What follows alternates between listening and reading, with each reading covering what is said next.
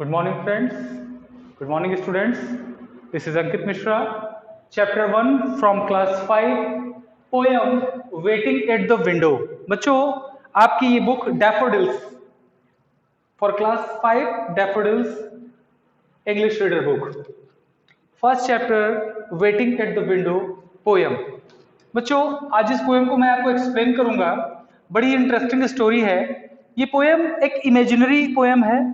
ठीक है. इस इमेजिनेशन पोएम में एक छोटा बच्चा यानी जो पोएट है, ठीक है, वो पोएट बता रहा है कि किस तरह वो विंडो यानी जो इंडोर में बैठ करके विंडो पैनल के पास बैठ के ड्रॉप यानी रेन ड्रॉप, बारिश की जो बूंद है, दो ऐसी बूंदें जो विंडो पैनल के पास गिर गई हैं, यानी जो दरवाजे की जो चौखट है उसके पास रेन ड्रॉप्स गिर गई हैं, वो दो बूंदें किस तरह से आपस में उनके बीच में रेस लगा हुआ है, ऐसा इमेजिन कौन कर रहा है? कवि कर रहा है. तो बच्चों, इसी को मैं आपको एक्सप्लेन करने जा रहा हूं. These are my two drops of rain waiting on the window pane. I am waiting here to see which the winning one will be. Means कि कवि कह रहा है, पोएट कह रहा है कि ये जो दो ड्रॉप रैन की हैं, ये कोई साधारण ड्रॉप नहीं है. Waiting on the window pane, जिसको मैं कब से टकटकी लगा करके इंतजार कर रहा हूं कि यह पेन पर कब आएंगे, यानी यह पेन पे अपनी रेसिंग कब स्टार्ट करेंगे, इनकी रेस कंपटीशन कब स्टार्ट होगी. और ये दोनों ही बूंदे काफी देर से विंडो पेन पर बैठी हुई हैं.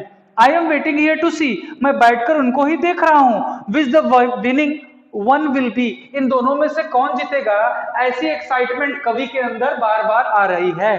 Both of them have different names, one is John and one is James. कवि ने इन दोनों का नाम भी रख दिया है. इन दोनों बूंदों का, जो बूंदे आसमान से क्या हो गई हैं, विंडो पैनल पर गिर गई हैं, और इन दोनों बूंदों का नाम, ठीक है, कवि ने रख दिया है. एक बूंद का नाम रखा है, एक ड्रॉप का नाम रखा है जॉन, और सेकंड का नाम रखा है James. All the best and all the worst comes from which of them is first.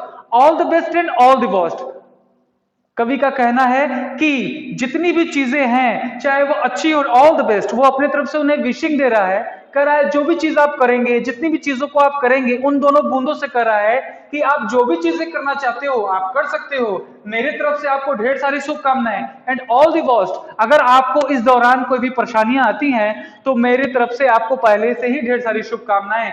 comes from which of them is first, क्योंकि मैं आपको पहले से शुभकामनाएं दे रहा हूं. जो कोई भी विनर होगा, जो कोई भी फर्स्ट आएगा, उसको मेरी तरफ से ढेर सारी शुभकामनाएं. James has just begun to ooze, he is the one I want to lose. कवि कह रहा है कि जेम्स को वो जीतता हुआ नहीं देखना चाहता है.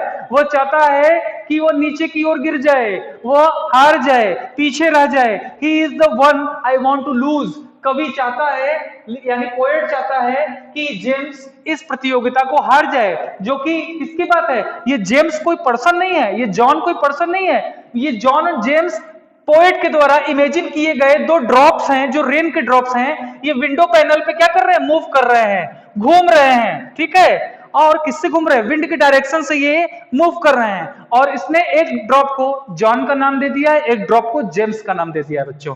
ठीक है. तो इसी तरह से वो चाहता है जेम्स नाम की ये ड्रॉप बूंद हार जाए. John is waiting to begin, he is the one I want to win. अब वो चाहता है कि जेम्स हारे, लेकिन जॉन जीत जाए इस कंपटीशन को, और इसी इंतजार में वो लगा हुआ है कि जॉन इस कंपटीशन को जीत जाए. James is going slowly on, हालांकि जेम्स बहुत ही धीमा चल रहा है. Something short of sticks to John, और जॉन को भी चलने में कुछ दिक्कत हो रही है. जॉन के भी रास्ते में कुछ ऐसी चिपचिपी वस्तु आ रही है जो उसको क्या कर रही है, उसको उसकी जो फ्लो है आगे बढ़ने की, वो उसको क्या कर रही है, बाधित कर रही है या डिस्टर्ब कर रही है. आगे बताऊंगा बच्चों कि John is moving off at last.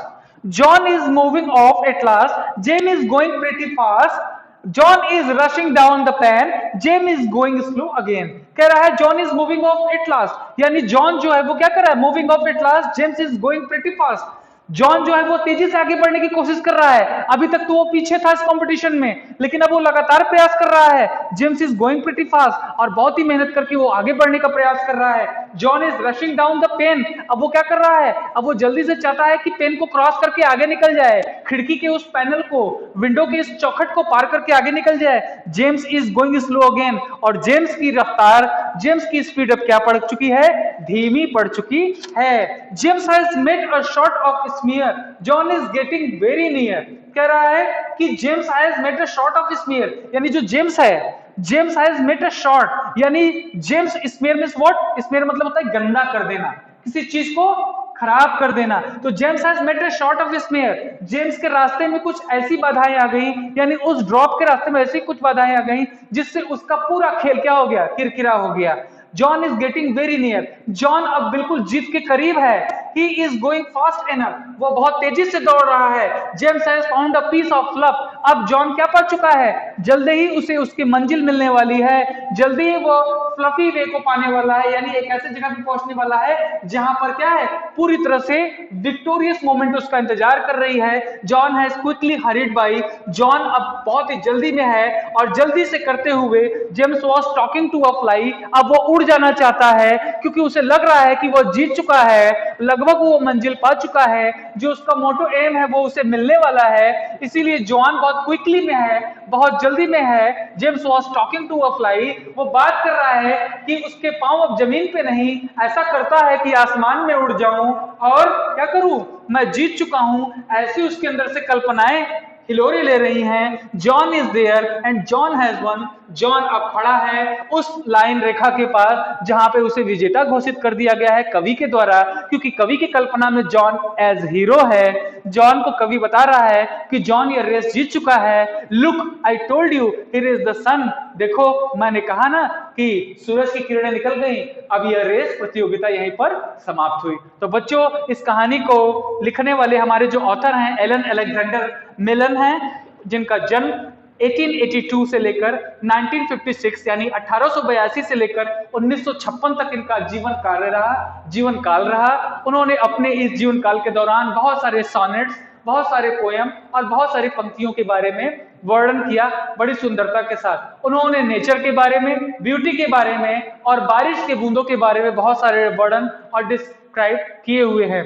तो बच्चों, आज के लिए पोयम यहीं तक हुआ आपका। ठीक है बच्चों, तो इस पोयम को पढ़िएगा, इस वीडियो को सुनिएगा ध्यान से।